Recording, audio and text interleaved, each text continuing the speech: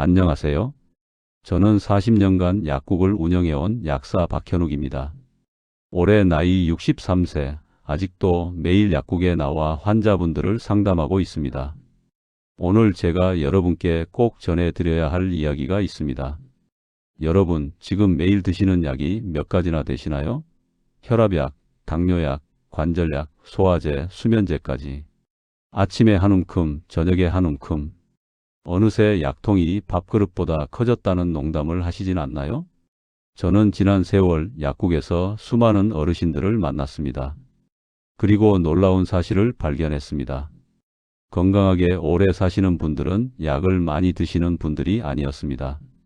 오히려 약을 현명하게 최소한으로 드시는 분들이었습니다. 약의 개수가 많다고 건강한 게 아니다. 오히려 약을 줄이는 게 건강의 시작이다. 이것이 바로 제가 약사로서 오랜 세월 이 문제를 지켜보며 깨달은 점입니다. 자, 그럼 지금부터 제가 40년간의 경험으로 정리한 노년기에 꼭 알아야 할 약물 관리의 진실을 하나씩 말씀드리겠습니다. 오늘 이 이야기를 끝까지 들으신다면 여러분의 약 복용 습관이 완전히 달라질 겁니다.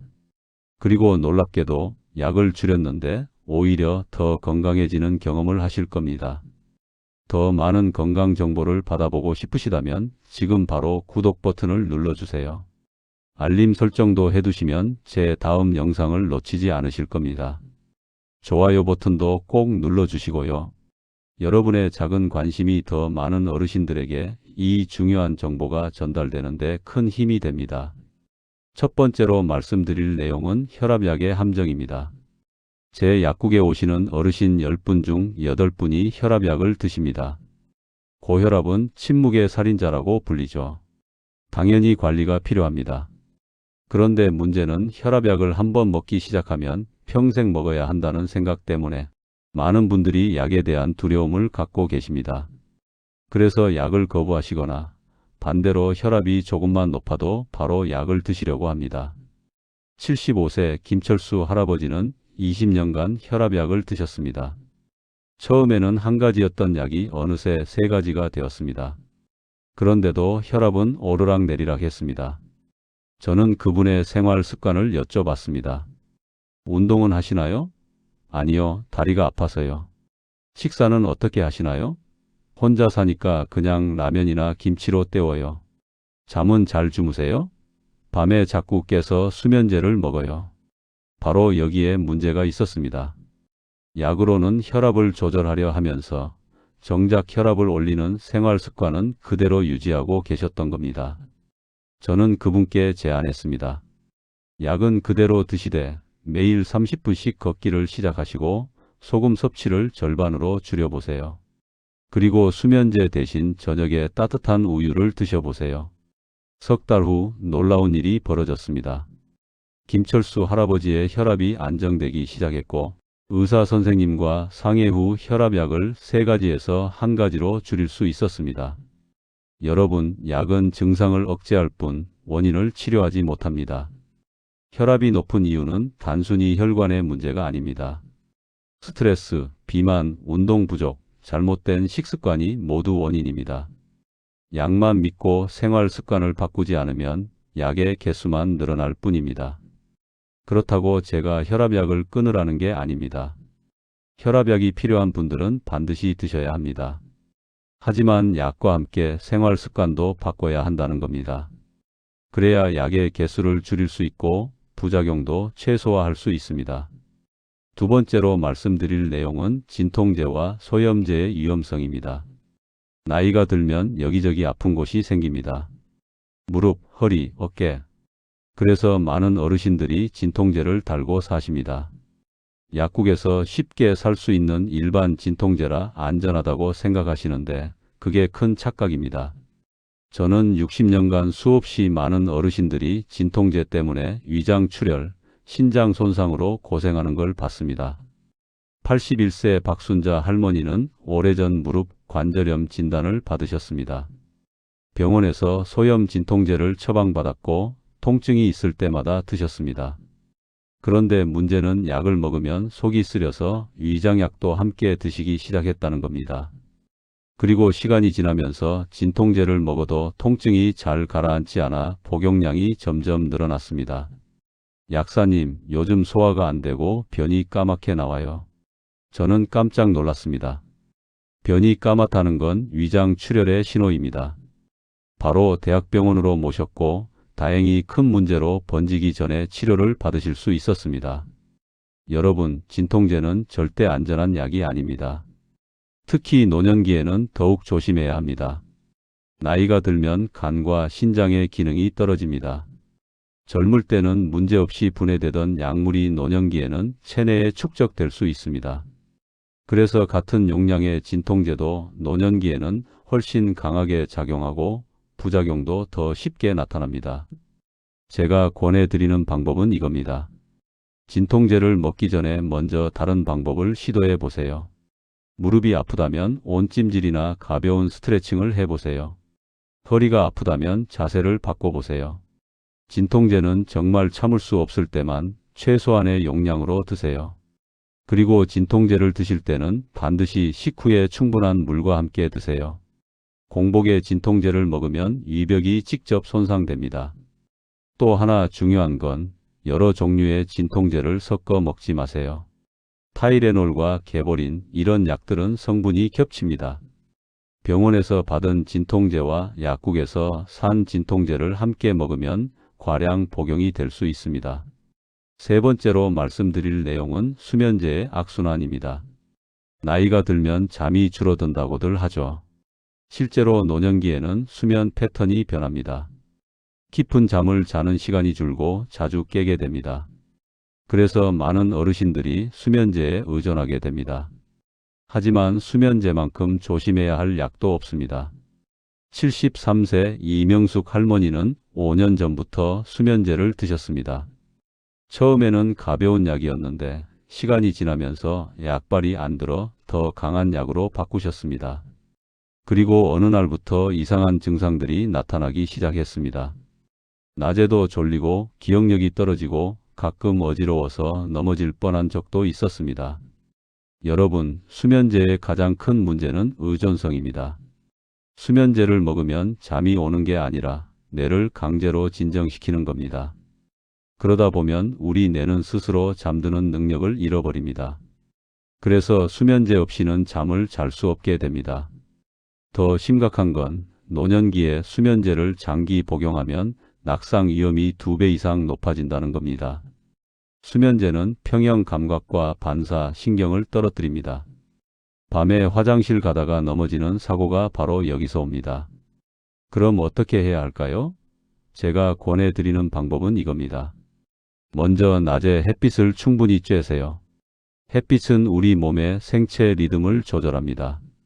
매일 30분 이상 밖에서 걷기만 해도 밤에 잠이 잘 옵니다. 두 번째로 저녁 식사는 가볍게 하고 자기 3시간 전에는 아무것도 먹지 마세요. 특히 커피나 녹차 같은 카페인 음료는 오후 2시 이후로는 절대 드시지 마세요. 세 번째로 침실 환경을 점검하세요. 너무 덥거나 춥지 않은지, 너무 밝지 않은지, 소음은 없는지 확인하세요. 네 번째로 잠자리에 들기 1시간 전부터는 TV나 스마트폰을 보지 마세요. 화면의 블루라이트는 수면 호르몬인 멜라토닌 분비를 방해합니다. 이런 방법들을 석 달 정도 꾸준히 실천하면 수면제 없이도 잠을 잘 수 있습니다. 이명숙 할머니는 제 조언대로 생활 습관을 바꾸고 의사 선생님과 상의해서 수면제를 천천히 줄여나갔습니다. 석 달이 걸렸지만 지금은 수면제 없이도 밤에 푹 주무십니다. 네 번째로 말씀드릴 내용은 영양제 과다 섭취의 문제입니다. 요즘 건강에 대한 관심이 높아지면서 많은 어르신들이 영양제를 드십니다. 비타민, 오메가3, 글루코사민, 루테인, 홍삼, 하루에 10가지가 넘는 영양제를 드시는 분도 계십니다. 건강해지려고 드시는 건데 과연 정말 도움이 될까요? 79세 최광희 할아버지는 TV 건강 프로그램을 즐겨보십니다. 프로그램에서 좋다는 영양제는 다 사서 드셨습니다. 약장에는 영양제가 가득했고 매일 아침 한 움큼씩 드셨습니다. 그런데 어느 날부터 속이 더부룩하고 소화가 안 되기 시작했습니다. 저는 그분이 드시는 영양제 목록을 확인했습니다. 비타민C, 비타민 E, 오메가3, 코엔자임 Q10, 밀크시슬, 은행잎 추출물까지. 문제는 이 영양제들 중 일부가 서로 상호작용을 일으킨다는 겁니다. 예를 들어 은행잎 추출물과 오메가3는 둘 다 혈액을 묽게 만듭니다. 함께 먹으면 출혈 위험이 높아질 수 있습니다. 또 지용성 비타민인 비타민 E는 과다 섭취하면 체내에 축적되어 독성을 나타낼 수 있습니다. 여러분, 영양제는 말 그대로 부족한 영양소를 보충하는 겁니다. 모든 영양제를 다 먹는다고 건강해지는 게 아닙니다. 오히려 과다 섭취는 간과 신장에 부담을 줍니다. 특히 노년기에는 장기 기능이 떨어져 있어서 영양제 과다 복용이 더 위험합니다. 제가 권해드리는 방법은 이겁니다. 먼저 혈액 검사를 통해 실제로 부족한 영양소가 무엇인지 확인하세요. 그리고 정말 필요한 영양제만 드세요. 대부분의 경우 종합 비타민 하나면 충분합니다. 두 번째로 영양제보다는 음식으로 영양소를 섭취하려고 노력하세요. 비타민C는 영양제보다 귤이나 키위를 드시는 게 훨씬 좋습니다. 오메가3는 고등어나 삼치 같은 등푸른 생선을 일주일에 두세 번 드시면 됩니다. 세 번째로 영양제를 드실 때는 반드시 식후에 드세요. 공복에 영양제를 먹으면 위장 장애가 올 수 있습니다. 네 번째로 영양제도 약입니다. 여러 가지를 함께 먹을 때는 약사나 의사와 상담하세요. 최광희 할아버지는 제 조언을 따라 영양제를 절반으로 줄이고 식사에 더 신경 쓰기 시작했습니다. 한 달 후 소화도 편해지고 오히려 더 건강해졌다고 하시더군요. 다섯 번째로 말씀드릴 내용은 당뇨약과 저혈당의 위험입니다. 당뇨병은 노년기에 가장 흔한 만성 질환 중 하나입니다. 혈당 관리를 위해 당뇨약은 필수적입니다. 하지만 당뇨약만큼 조심해서 복용해야 할 약도 없습니다. 특히 노년기에는 저혈당 위험이 매우 높습니다. 76세 김영순 할머니는 10년 전 당뇨 진단을 받으셨습니다. 혈당 조절을 위해 약을 드셨는데 어느 날 갑자기 쓰러지셨습니다. 다행히 옆에 계시던 아드님이 119를 불러 큰일은 면했지만 원인은 저혈당이었습니다. 당뇨약은 혈당을 낮추는 약입니다. 그런데 식사를 거르거나 운동을 많이 하면 혈당이 필요 이상으로 떨어질 수 있습니다. 특히 노년기에는 저혈당 증상을 잘 느끼지 못해 갑자기 쓰러질 수 있습니다. 여러분, 저혈당은 고혈당보다 훨씬 위험합니다. 고혈당은 서서히 혈관을 손상시키지만 저혈당은 즉시 생명을 위협할 수 있습니다. 특히 뇌는 포도당을 유일한 에너지원으로 사용하기 때문에 저혈당이 오면 의식을 잃을 수 있습니다. 노년기 당뇨 관리의 핵심은 너무 엄격하게 혈당을 조절하려 하지 않는 것입니다. 젊은 사람은 혈당을 100 이하로 유지하는 게 목표이지만 75세 이상 어르신은 120 정도만 유지해도 충분합니다. 오히려 너무 낮추려다 저혈당이 오는 게 더 위험합니다. 제가 권해드리는 방법은 이겁니다. 첫 번째로 규칙적으로 식사하세요. 당뇨약을 먹었으면 반드시 식사를 해야 합니다. 식사를 거르면 저혈당이 옵니다. 두 번째로 저혈당 증상을 꼭 기억하세요. 식은땀, 어지럼증, 손떨림, 가슴 두근거림이 느껴지면 바로 사탕이나 주스를 드세요. 세 번째로 외출할 때는 항상 사탕이나 초콜릿을 가지고 다니세요. 저혈당은 언제 올지 모릅니다. 특히 산책이나 운동을 하실 때는 더욱 조심하세요. 네 번째로 혈당 측정기를 활용하세요.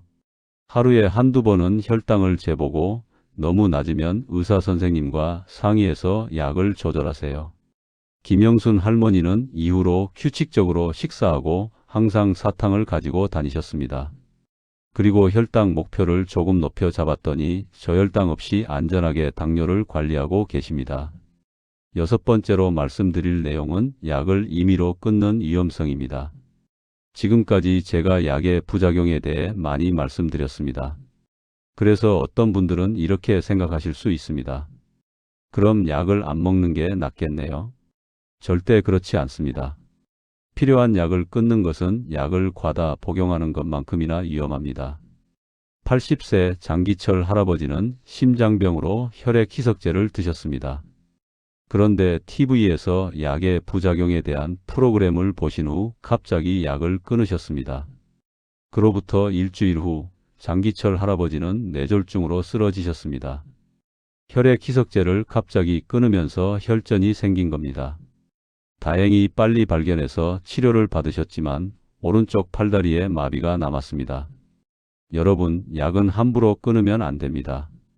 특히 혈압약, 심장약, 당뇨약처럼 만성 질환을 관리하는 약은 갑자기 끊으면 오히려 더 큰 문제가 생길 수 있습니다.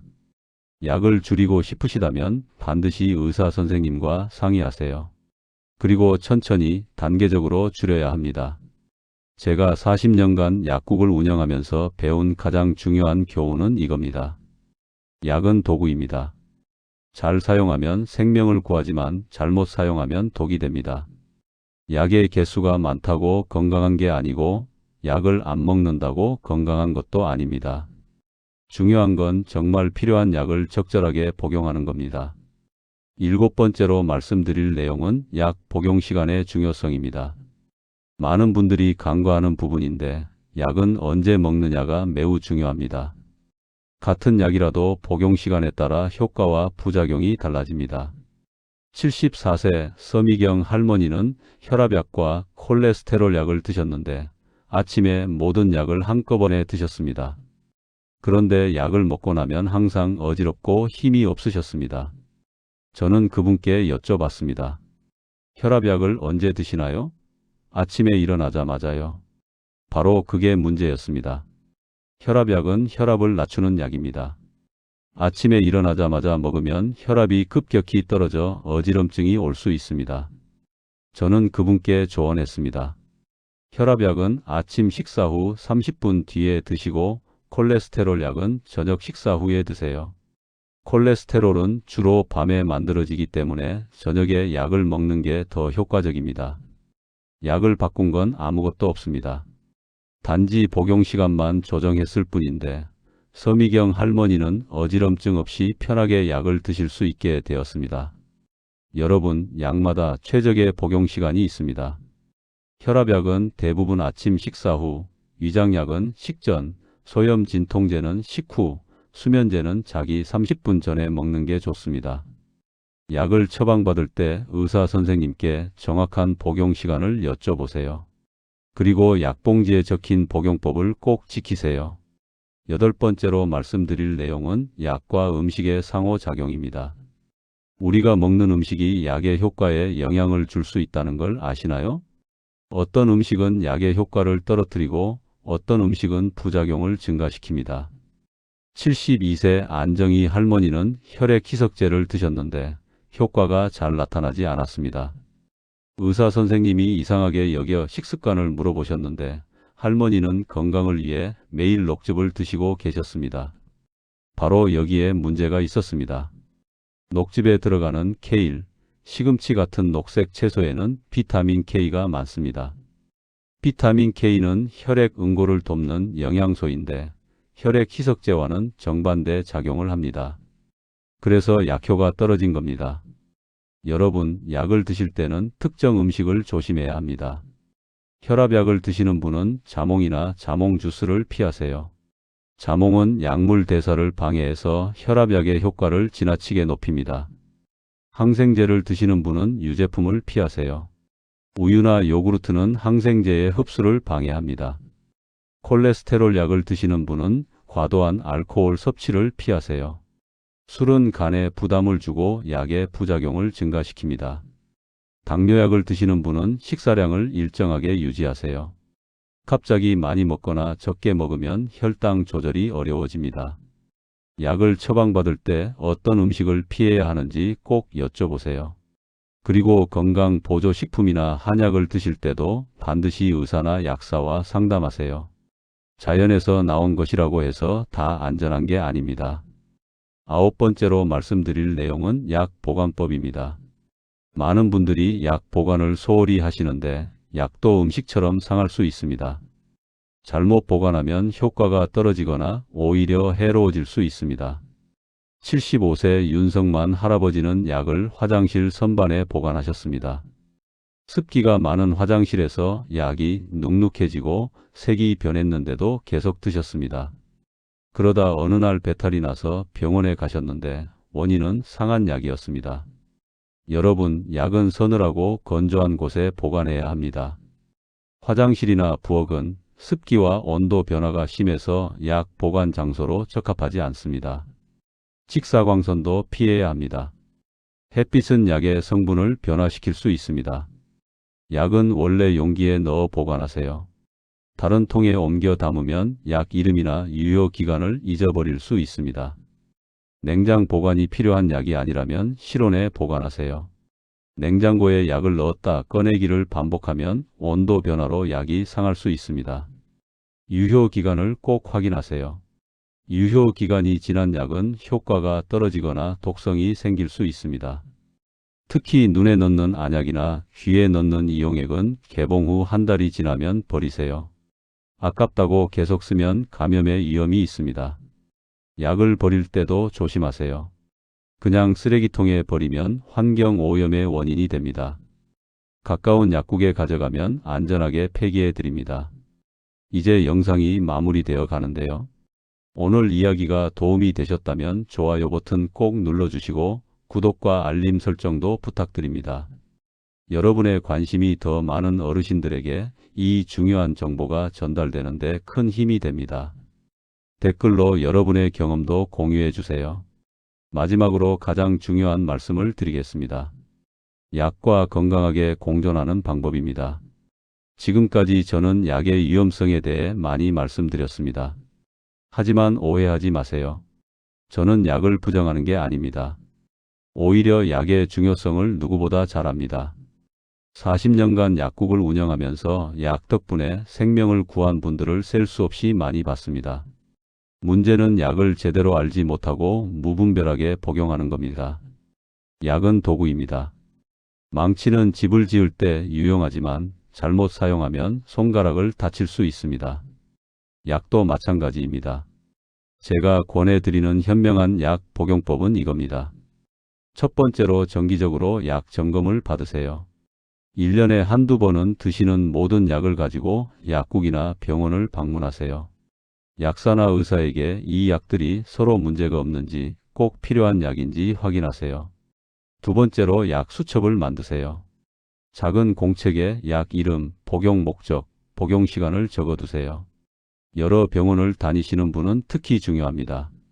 새로운 병원에 갈 때 이 수첩을 보여주면 중복 처방을 막을 수 있습니다. 세 번째로 약을 드시기 전에 항상 질문하세요. 이 약은 왜 먹어야 하나요? 언제까지 먹어야 하나요? 부작용은 무엇인가요? 주의할 음식은 없나요? 궁금한 것은 부끄러워하지 말고 물어보세요. 그게 여러분의 권리입니다. 네 번째로 생활 습관 개선을 병행하세요.